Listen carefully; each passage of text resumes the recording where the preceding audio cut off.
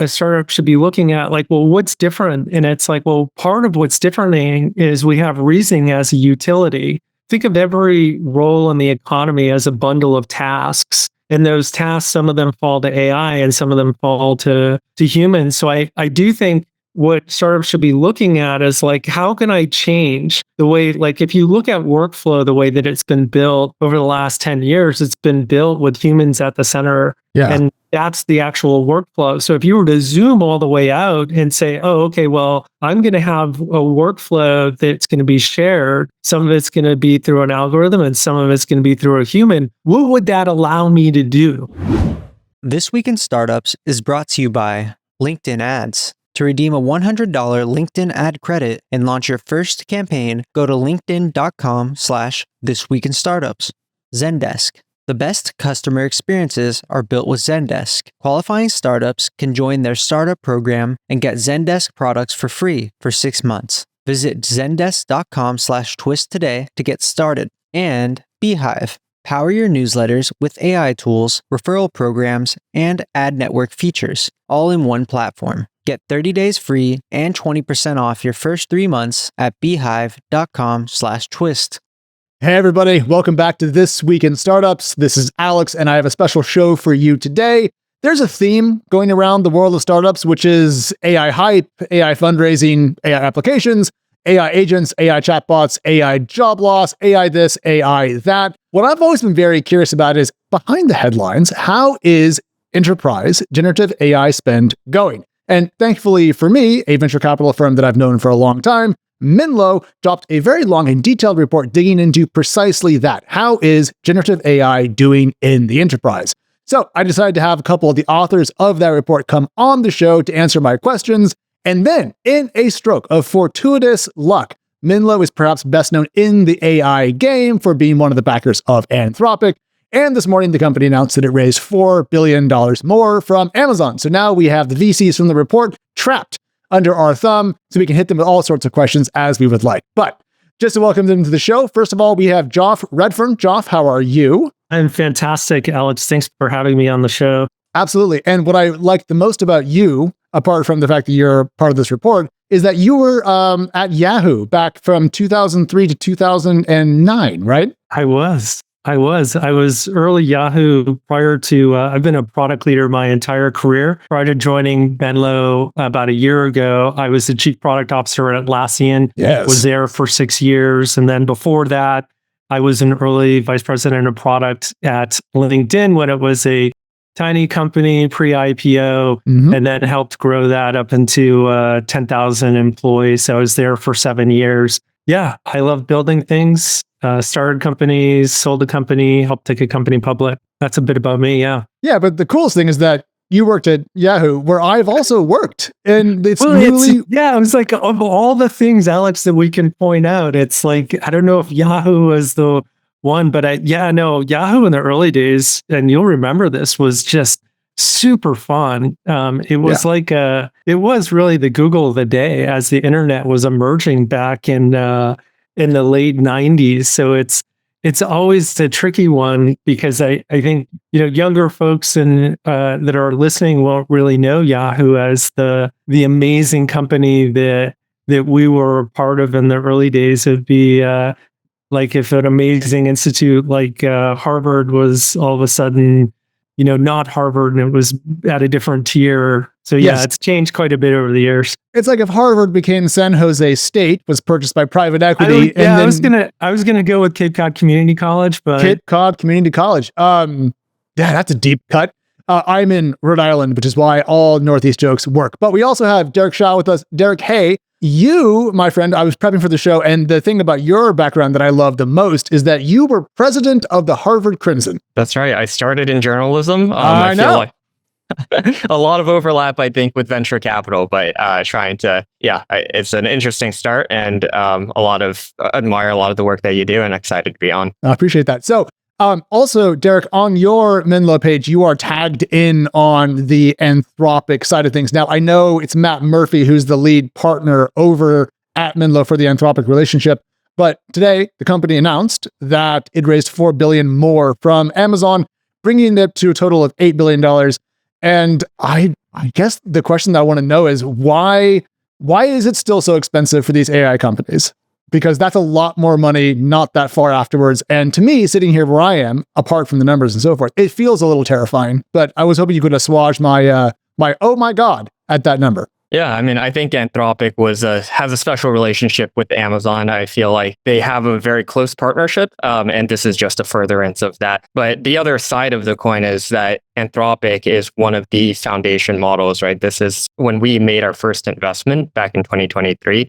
The thesis was that this was going to be one of the companies that will matter the most in the AI revolution, and we've seen that play out. That's why we have been getting closer and closer to the company. And, the announcement today is probably just a furtherance of that and deepening of the relationship with Amazon. So, Joff, you guys took part in the Series C, and then, if I recall correctly, led the Series D. Is that right? Yeah, we through an SPV, we were lead on 500 million of the $1 billion raise that happened on the D side. And I take it now feeling pretty smart, given how AI has gone since that deal was put together? Yeah, well, we're excited to share with you some of the findings that we've learned on the LLM side as it pertains to the enterprise. Right, there's obviously two large markets for LLMs. We have the consumer-based market, and then we have the enterprise-based market, and it's starting to shake out that these are different markets, and how competition is approaching and attacking those are quite different. So very, very happy to see some of the data behind Anthropic's progress on the enterprise side. I know that I'm slightly harassing you with the Anthropic news when I asked you to come on to talk about the actual enterprise AI report, but yeah. I'm just curious. One more question about that. Does having a company like Anthropic in the broader, family portfolio, does that really bring in a lot of information to the investment team that you guys can then learn from and apply directly to making new investment decisions? Or is that information segregated from the firm, and so you guys can't go fishing in that pond to get learnings for? We are very church and state when it comes to that. We're Anthropic and both Menlo are we're not in there deep looking at people's usage metrics or anything like that. But I will say one benefit of the many that comes from it is just being able to see what actually is coming down the pipeline when it comes to new models. We forged a special relationship with Anthropic 5 months ago. We announced our anthology fund. That's $100 million fund. And that's really looking for who are some of the most pioneering AI founders out there. And being part of that fund gives founders a number of benefit, early access to models, $25,000 in Anthropic credits, access to some of the DevRel teams over there and some of the expertise. You'd be part of a network of fellow founders and builders in the AI space. And then every so often, once or twice a year, we run a Builders Day. Our first Builder Day with Anthropic was the 1st of November. And that was super fun. So it was at the Anthropic offices. We had a bunch of the experts from Anthropic coming out, meeting with companies that were building on the platform. And yeah, so we were able to have a really successful Builder Day. So I would say, that part of the relationship is really helpful for both of us. So we really cherish the team over there, and they're just amazing. I mean, the team and the caliber of the talent that has been brought to Anthropic, I admire every day. It's really quite talented. Well, with $4 billion more, they can certainly keep hiring. And I know one of your predictions in the report was a continuance of the AI talent drought. So we'll get to that in a minute. Let's start with what everyone wants to know, which is the high level numbers. So you guys wrote in this 2024, the State of Generative AI in the Enterprise, that AI spending surged to $13.8 billion this year, up 6x from 2023. Now, before we get into categories, Derek, did that match your expectations? Is it a faster pace of growth than anticipated? To me, big number, big jump. No idea if it was bullish or bearish compared to your projections. Yeah, I mean, I think that when we did this report last year, we thought that this would take a little while to ramp up. And that's what you saw in previous technological transformations like this, right? You benchmark to cloud, you benchmark to mobile. And these are all, trillion-dollar kind of markets now that took a little while to get started. And so I think when one of our predictions from last year was that this would similarly take a little longer to ramp up despite all the spending that's going to it. Have you built something awesome? Are you ready to bring it to market? Well, that's great. But you're probably asking yourself, how do I get to my target customers? Well, here's an easy solution for you. It's called LinkedIn Ads. And with LinkedIn, you can precisely target the professionals most likely to care about your product. You can use LinkedIn to reach people by job title, industry, company, location, and more. You know, all the stuff that you have on your profile page. Imagine you're looking to build your B2B audience. Maybe you want mid-sized companies. Maybe you want large ones. Maybe you want emerging small businesses, right? Small and medium-sized businesses, SMBs. Well, you got to build those key relationships and you want to drive results. Well, you just do that with LinkedIn Ads. And you're going to gain access to over 1 billion members of LinkedIn, of which 13%, 130 million of them are decision makers. That means they can pull the trigger on buying your product or service. And 10 million of them, 1% of the LinkedIn audience, are those elite C-level executives. You know what I'm talking about? Chief Technology Officer, Chief Strategy Officer, Chief Revenue Officer, Chief Executive Officer, Chief Financial Officer. They're all there on LinkedIn. And you're going to get 2 to 5 times the return on your ad spend. 79% of B2B marketers say LinkedIn delivers the best paid media results for a reason. So here's your call to action. Start converting your B2B audience into high quality leads today. And we're going to give you a $100 credit to start your next campaign. LinkedIn.com/thisweekinstartups to claim that credit. That's LinkedIn.com/thisweekinstartups. Terms and conditions do apply. I think what we've seen this year actually is a surprise in terms of how fast that the revenue is actually materializing. So you look at areas like healthcare or legal, which are actually traditional laggards in terms of technological adoption. And these are actually the verticals that are leading the AI revolution in many ways on the app layer. There's $100 million plus companies now in both of these verticals, and I think that part was surprising, is just like how much that app layer has really taken off. The reason why I'm actually less shocked by that than I thought I would be is that my spouse works in medicine, so I'm actually viscerally aware of that world and its inefficiencies.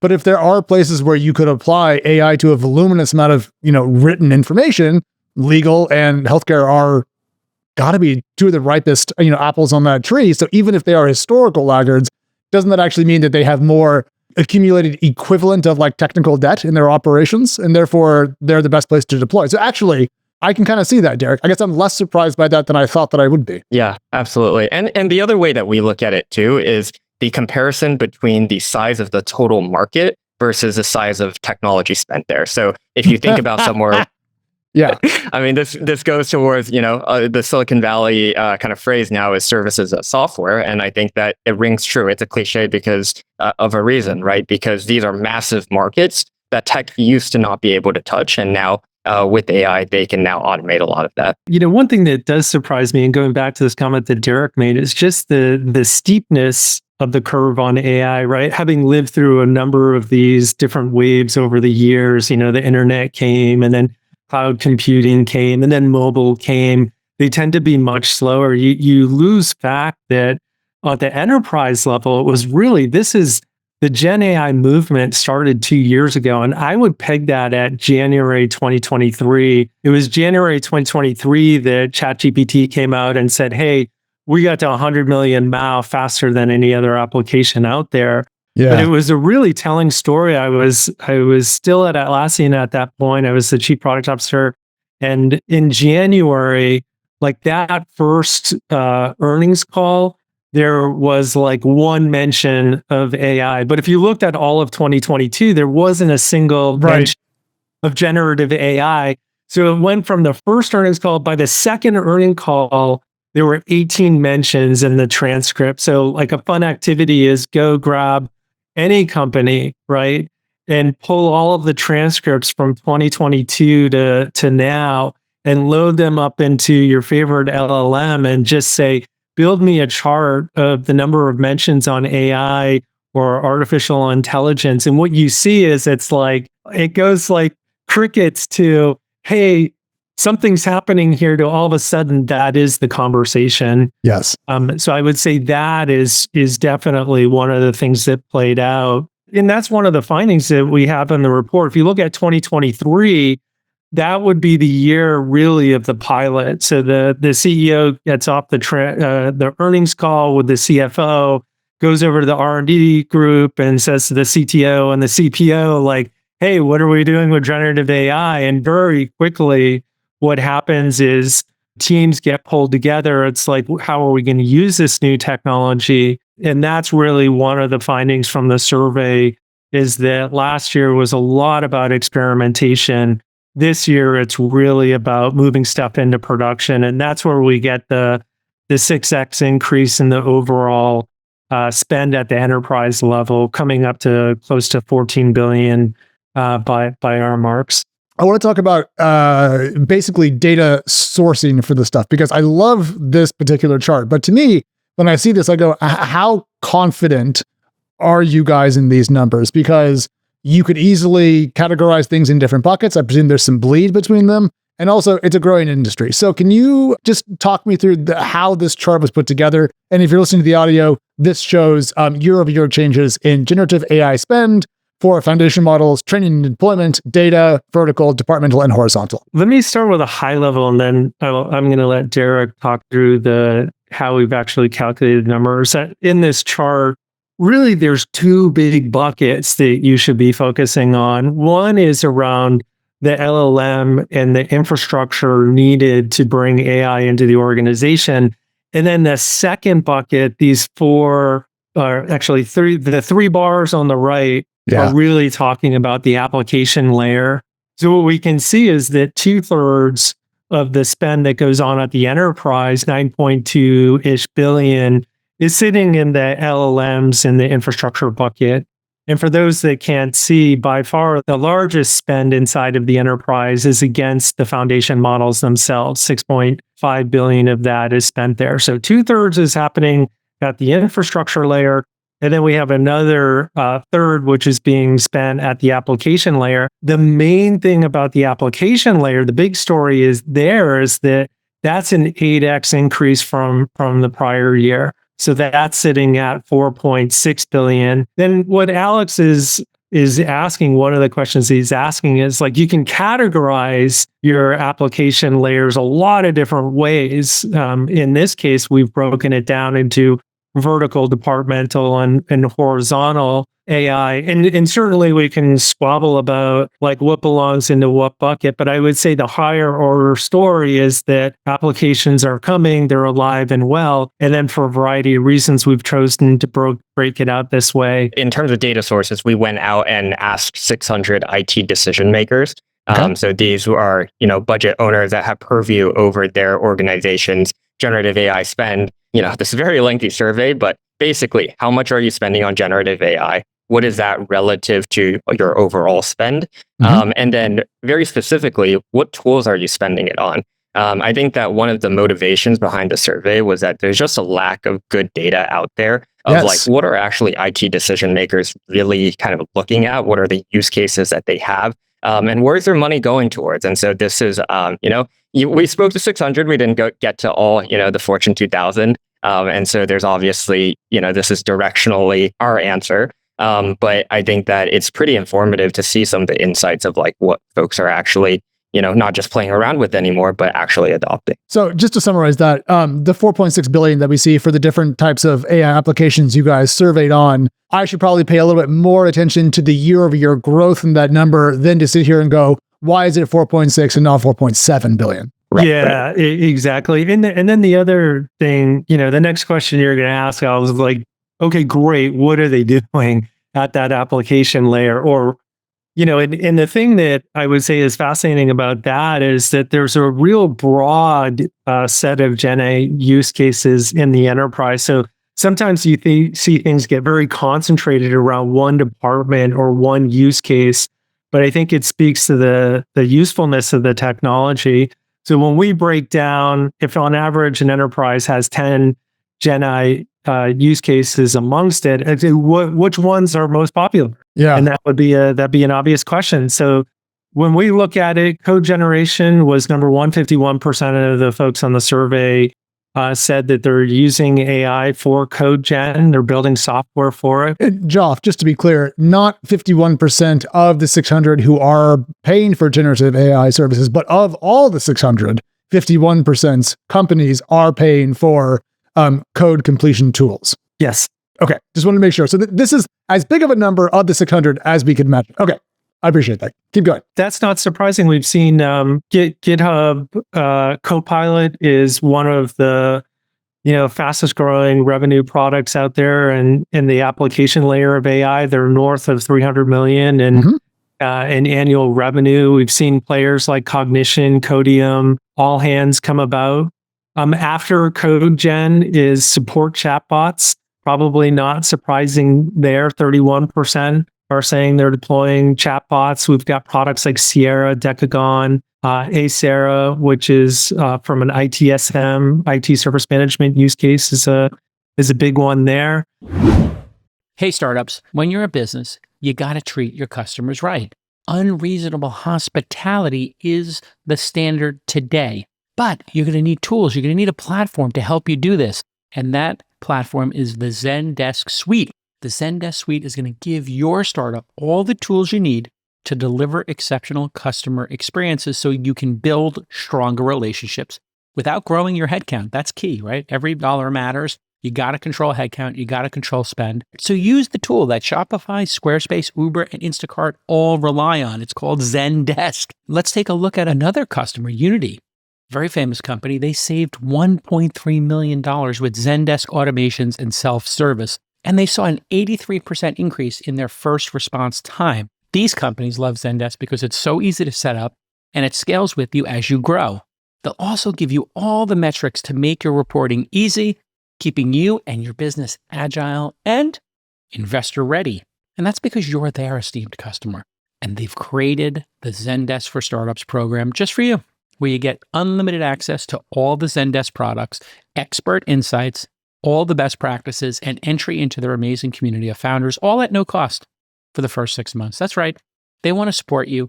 Zendesk.com/twist. Get ready to scale with the best in customer support with 6 months free. Nothing to lose.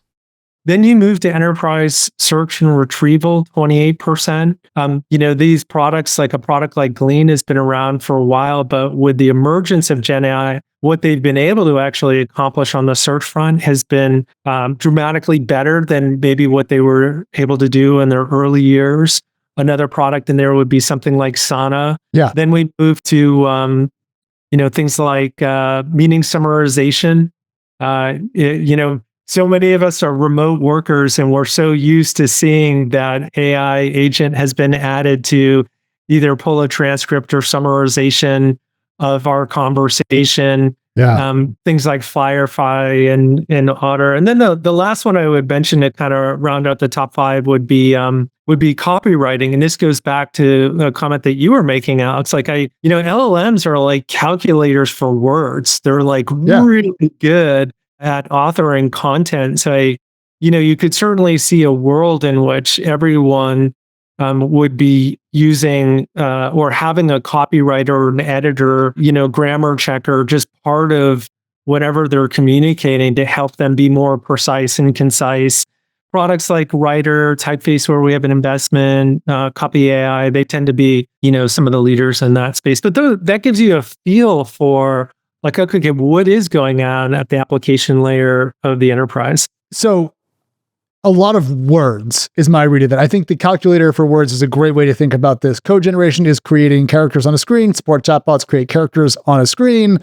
Meeting summarization, characters on a screen. Copywriting, characters on a screen. The thing that surprised me is that workflow automation was so low in this chart to date, because if you go back 5 years, we're thinking about UiPath and, RPA, robotic process automation. And there was a lot of enthusiasm pre-generative AI, pre-LLMs, that RPA was going to remove a lot of the human drudgery from digital work. Then we got much better tooling.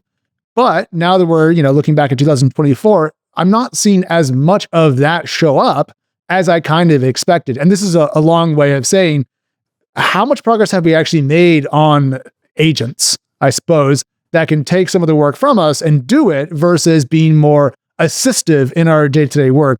And Derek, I see you blinking at me, so go ahead. Yeah, I think that we think about it in terms of waves. And so the first waves of Gen AI apps were what we called RAG apps, or retrieval augmented generation based. And so usually, you have an external knowledge store and you use it for things like synthesis. So Eve is one of our portfolio companies. It's a legal copilot. And what it does is it takes a lot of long, dense legal text and generates reports, it generates legal briefings, things like that, so that the lawyer on the other end doesn't have to go through the drudgery of all of that work.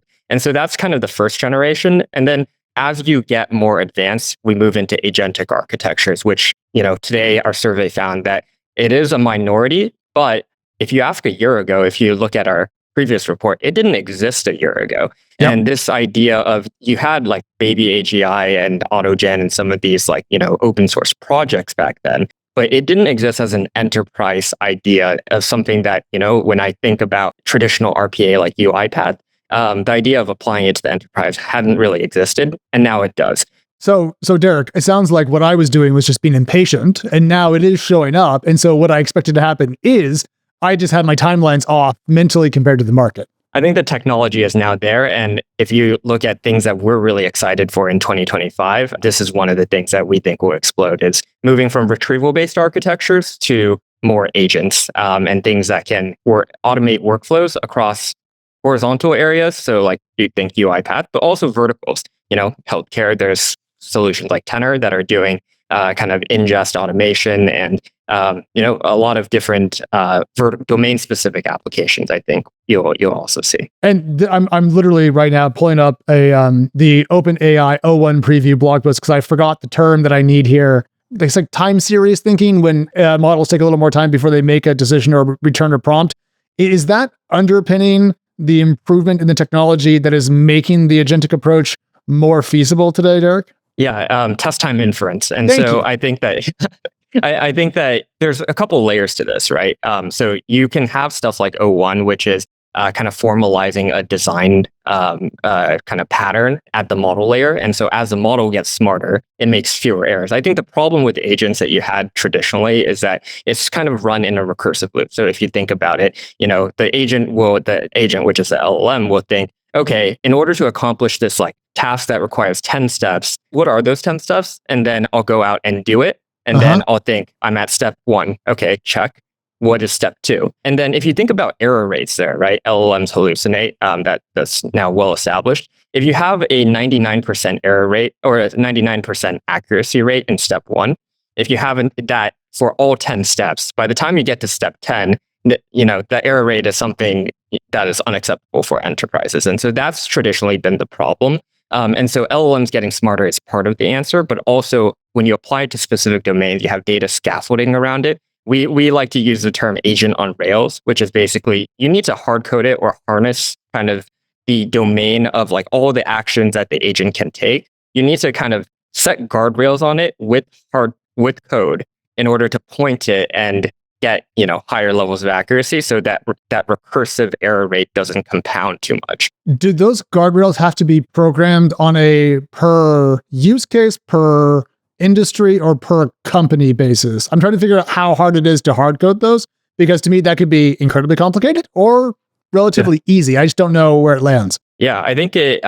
people are trying to figure that out, right? And I think that obviously the more specific to a particular use case, the higher accuracy and more robust it is. But the thing you're trading off really is degrees of freedom, which all the way at this very end is AGI. No guardrails, just the model, just put it in a for loop and it runs. And then on the other end is what we have today, which is computers that are 100% hard coded. Application logic is determined by the computer or by, first of all, some programmer who sat down and was like, okay, I'm thinking in the shoes of the user, what do I need? And so I think the answer will probably be somewhere in between. We're trying to move towards AGI eventually, but I think right today we need stricter guardrails. I think, there's, as I'm hearing you talk, Derek, there's a good example in the software agentic space, right? Okay, so let's take code generation and we can say, well, how much progress are we making in code generation? And one way we can look at progress is we can look at this score called the SWE bench, right? And we can look at that over the last, what's happened there in the last 11 months. So SWE bench, for those that don't know, it's testing real world tasks faced by software developers. And the benchmark was based on things like pull requests and issues from open source GitHub repositories. And I think there's something like 2,200 tests in there. So if we go back to January of this year, about 4% of those tests were completed by the best software agentic system out there. In March, there was a company called Cognition, which got a lot of traction. You might remember that. By March, it was 14%. Now, if you look at it, the number one score on SWE bench belongs to one of our portfolio companies. It's an open source software company called All Hands, and they can solve 53% of those cases. Hey, founders, let's talk about a super weapon that your startup might be missing: killer newsletters. Newsletters aren't just a great way for you to stay relevant, they're also an incredible growth engine for your startup. Social platforms and search traffic, those things are losing their edge. But your email list, that remains your direct line of communication to your customers. You don't have to pay a middleman. You don't have to get caught up and try to trick the algorithm into getting your message through. But in order to have a successful newsletter, you need a world-class platform. And that's why we moved the This Week in Startups newsletter to Beehiiv. Beehiiv is a newsletter platform that's built to help you grow your community and turn your newsletter into an absolute powerhouse. It's packed with amazing features like an AI-driven post builder. It's also got this really clever built-in referral program and a top-notch ad network if you want to turn on monetization. Plus, they have really easy-to-use tools if you want to charge access fees like subscriptions.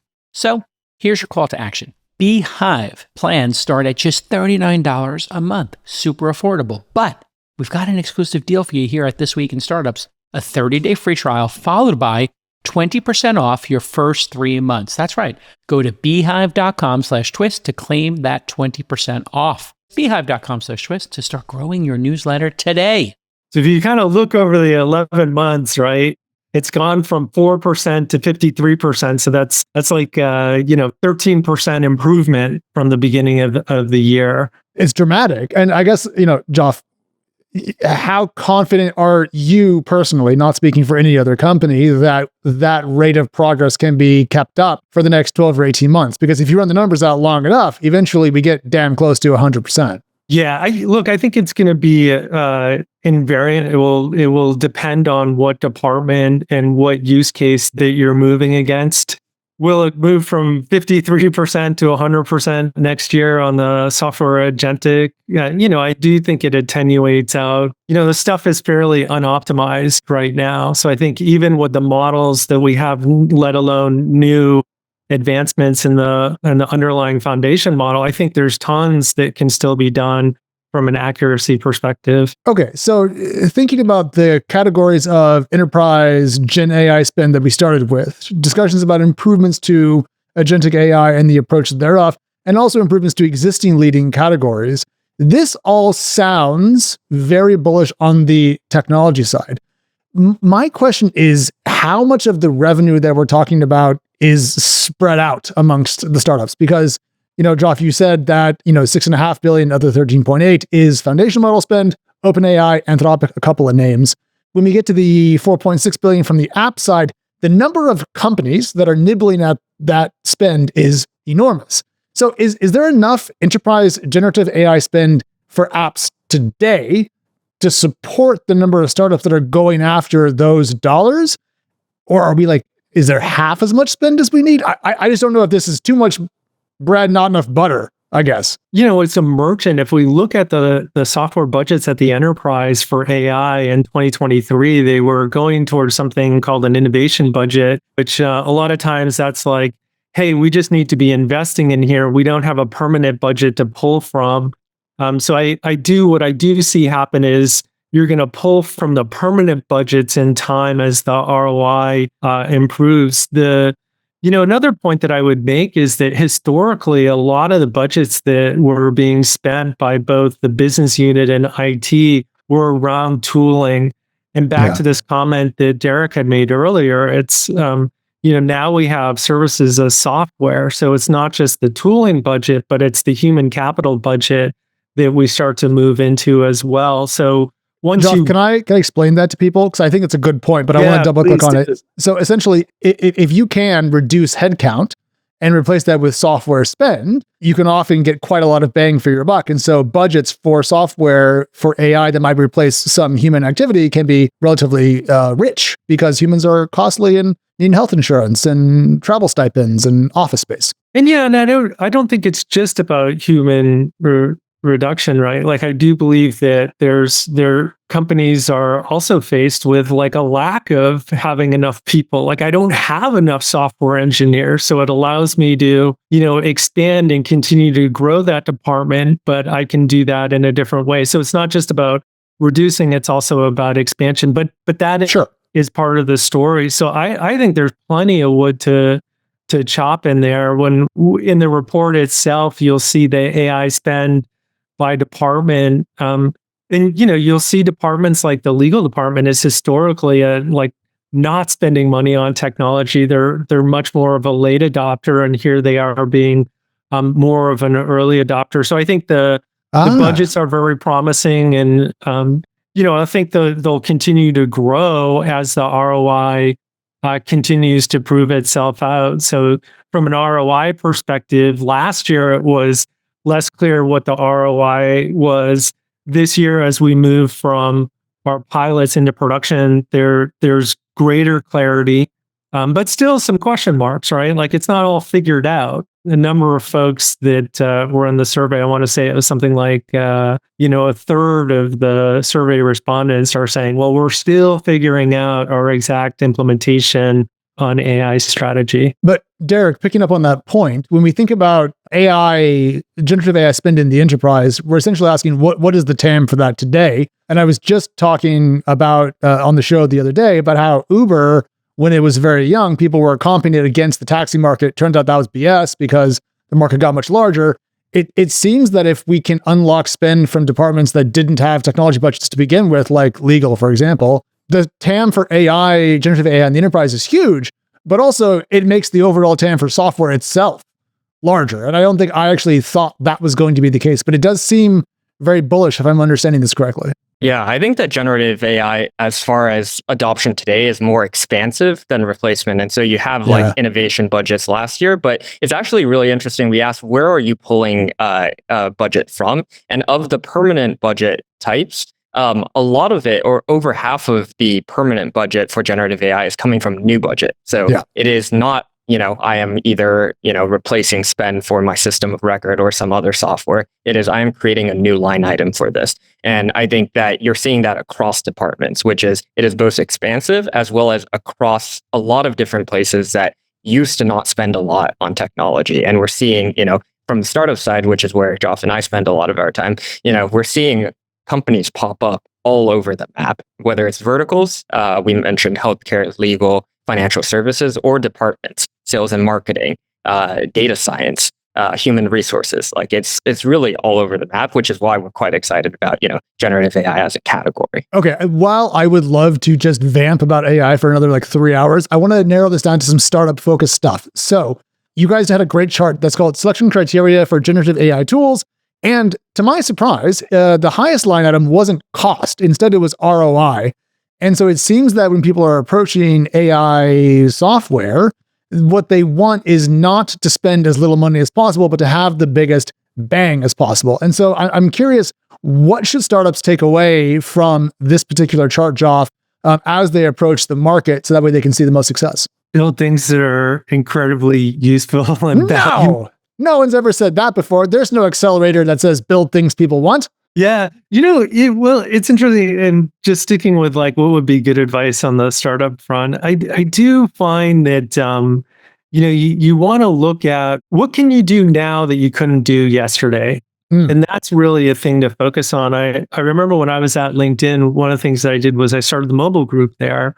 A lot of my peers were saying, hey, look, we got 2,000 pages on the website. Let's jam it into this mobile device. And my point was no, that's exactly what we shouldn't do. The mobile device has something that is unique and it's special. Yeah. And therefore, what we should be doing is focusing on highlighting those use cases so that in time, I believe that LinkedIn would become a mobile company. And indeed, it did wind up coming to become a mobile company. And the product that we built was quite different. There was only 17 screens compared to the 2,000 that existed on the website. So I think in this moment, you have to look at, a startup should be looking at like, well, what's different? And it's like, well, part of what's different is we have reasoning as a utility.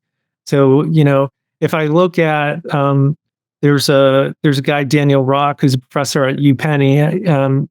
I've had a number of conversations with him, and he was telling me, he's like, look, think of every role in the economy as a bundle of tasks. And those tasks, some of them fall to AI and some of them fall to humans. So I do think what startups should be looking at is like, how can I change the way, like if you look at workflow, the way that it's been built over the last 10 years, it's been built with humans at the center. And that's the actual workflow. So if you were to zoom all the way out and say, oh, okay, well, I'm going to have a workflow that's going to be shared. Some of it's going to be through an algorithm and some of it's going to be through a human. What would that allow me to do? Because a lot of these workflows that we see at the enterprise level are very complicated and very tool rich.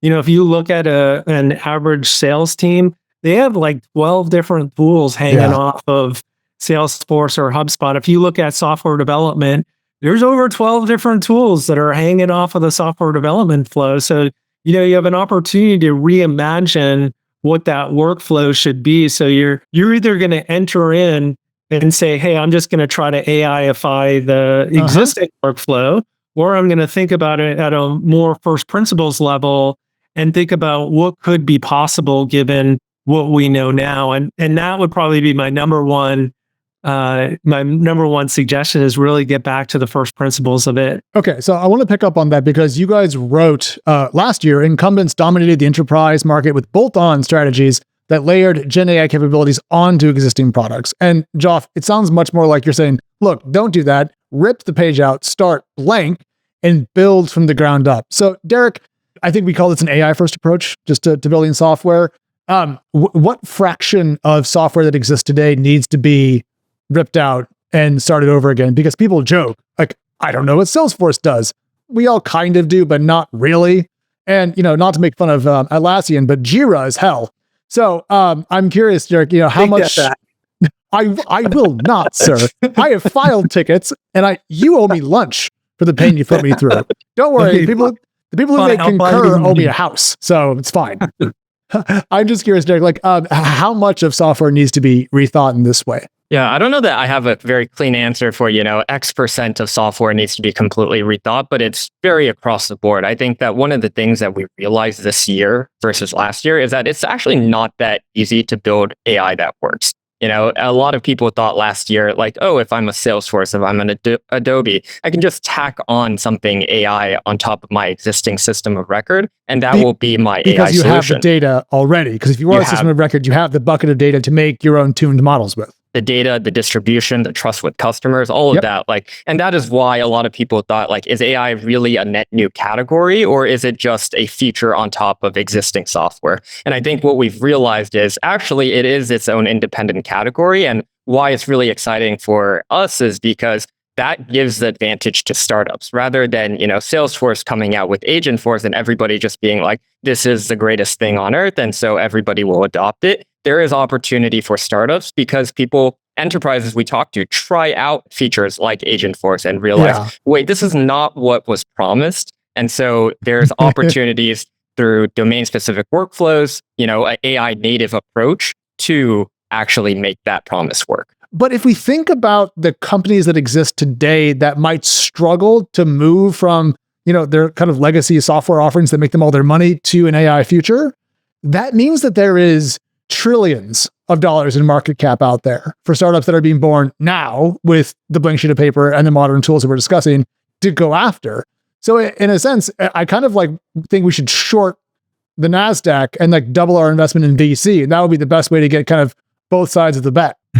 It's different domain by domain, right? Like it's hard to predict, and that's what makes investing fun. Like Adobe, for example, they started as an on-prem company, and then when the cloud revolution came, they actually took a tremendous bet. It's actually really interesting if you look at their quarterly revenue. When they decided to go from on-prem to subscription, they were able to convert that. And Adobe is one of the companies that I personally admire a lot. Will I bet for them or against them in this Gen AI revolution? I personally think Adobe is a really interesting company. Firefly is a great product, but not all companies will do that, right? And so when you look at the startups, both the startups tackling it and what did they offer, why are they different from the incumbent, as well as who is the incumbent in that solution? Are they well positioned to move with the currents versus against them?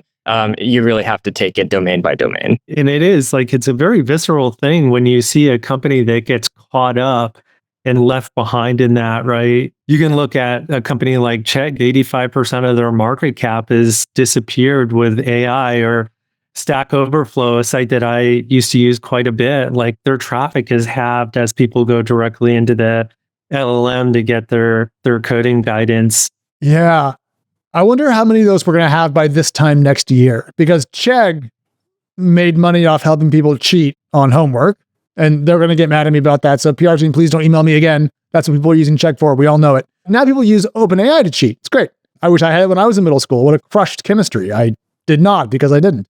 But I wonder how many other companies are kind of on that list, and if that will be a good barometer for how fast AI first companies can kind of uproot legacy companies that are, I guess cloud and SaaS are now legacy, and kind of, they almost feel outmoded. Like, do you guys remember when Salesforce invented SaaS and we were like, oh my God, this is the future? Yeah. It's weird now to be sitting here going, oh my God, is that the past? It's interesting because I feel like these are all things that were building blocks that were needed to get us to where we are today. Sure. So we actually needed the internet to get the world's information digitized. We needed to have cloud computing in order to unleash vast amounts of GPUs and CPUs to do training and inference and things like that. So it feels like it was more of a lineage building up to the moment that we are today. Yeah, but how much credit do we give Yahoo for inventing the internet portal? None today. We don't even think about it. Yeah. Well, what's that saying? Or Xerox in the GUI, right? I mean, it's like my company was built on the shoulders of giants, or AI is built on the shoulders of giants. I mean, there's a lot of things that needed to happen to get us to the state that we're in today. Yeah, I think there's building blocks and there's value capture. And I think that a lot of the new value to be captured will be by startups and new companies. But obviously building on the shoulders of the giants. So glad we ended up here, because I have a question about this. I know we're talking about how startups can disrupt incumbents, but there are some incumbent AI companies. And I'm thinking about very clearly OpenAI and Anthropic being two of the largest players in this kind of neo space. And OpenAI recently put out a search product, which is frankly pretty good. I use it on a regular basis as a testing tool. And I also think that Perplexity will see some of its momentum cut, because there's now a competing product from a larger, better finance company.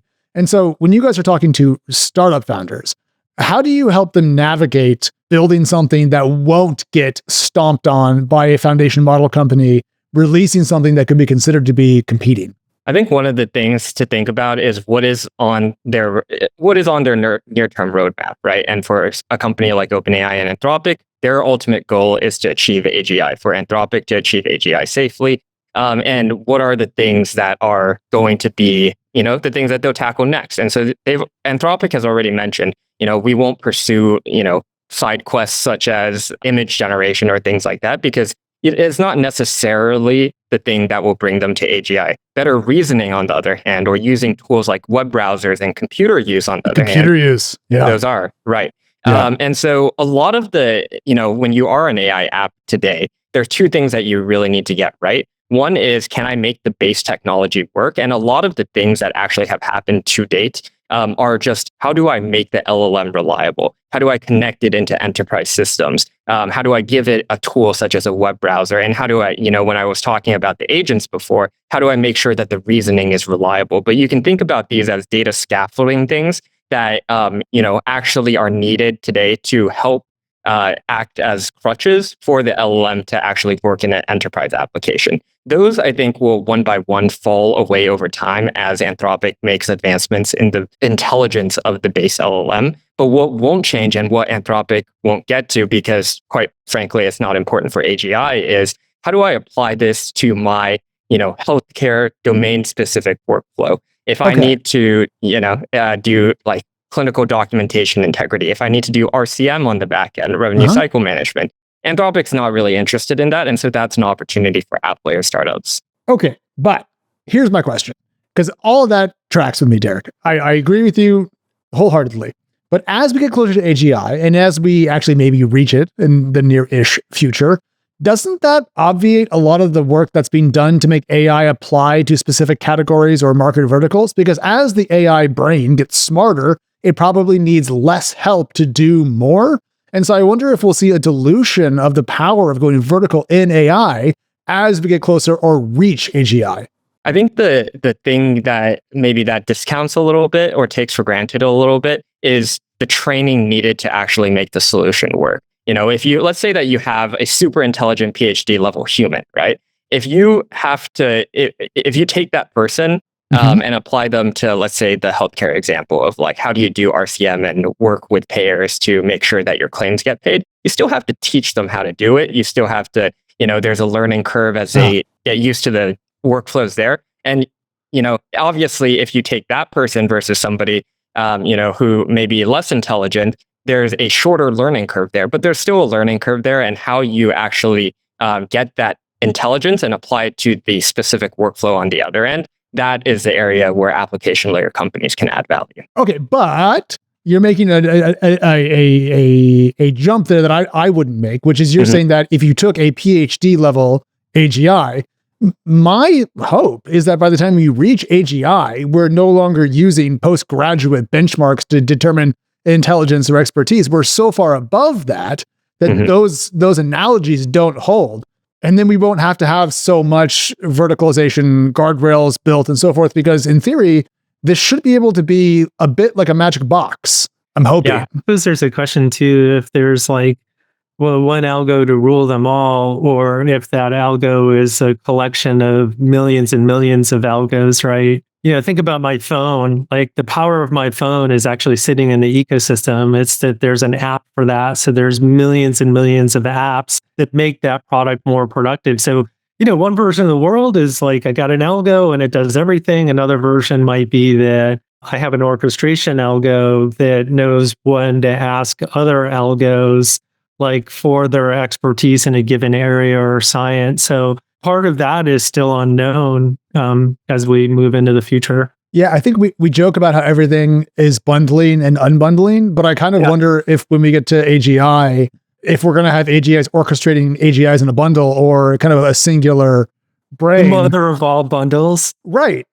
Yeah. Kind of like if you got, Netflix and ESPN, the same thing. Can you imagine? That would be crazy. That would be nuts, Alex. I know. So to summarize though, just kind of taking all this in one bucket, enterprise generative AI spend grew very quickly and perhaps even faster than expected.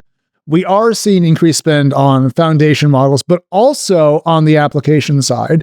And you guys in the MENLO perspective is that the upstarts are going to knock off more incumbents. And probably we're going to see more agentic AI progress next year. That's going to be very exciting.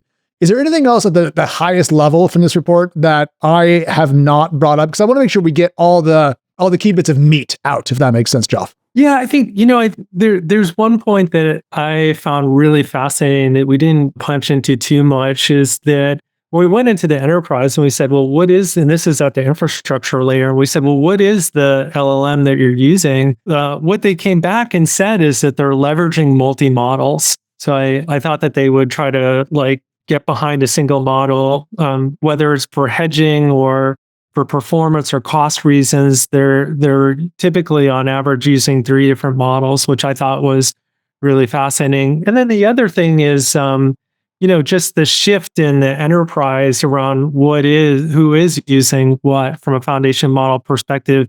OpenAI clearly had the first mover advantage in the enterprise, but what we saw in the survey is that they moved from 50% down to 34%. So they lost 16 points year over year. You can see that Anthropic doubling coming up. Closed source models are clearly, the majority of what's being used. Meta was flat, Mistral, off a little bit. But poor Europe.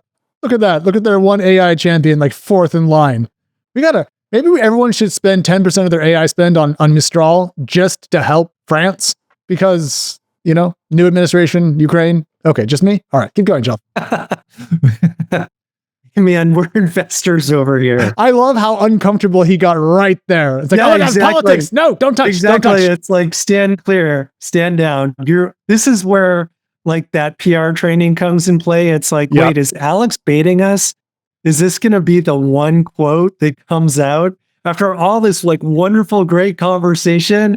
Yes. Alex and team are going to pick on that one time that we blinked. Joff Redfern just endorsed all Trump administration policies. I'm kidding. Exactly. No, but I am, I think, just very net optimistic. And that's a good place to end a year. I think a year of so much change. It does all feel to me very exciting. Like we are really making progress. And, the computer use stuff from Anthropic, not to give your portfolio company extra ups, but like, when that dropped, I was as excited about that as I was about ChatGPT the first time I used it, And that's a great place to be going into a new year of a lot of investment and progress. So it's all very encouraging. Now, just before I let you guys go, I do have one lightning round-ish question. So sorry for this, but I can't help myself. So Derek, we'll start with you.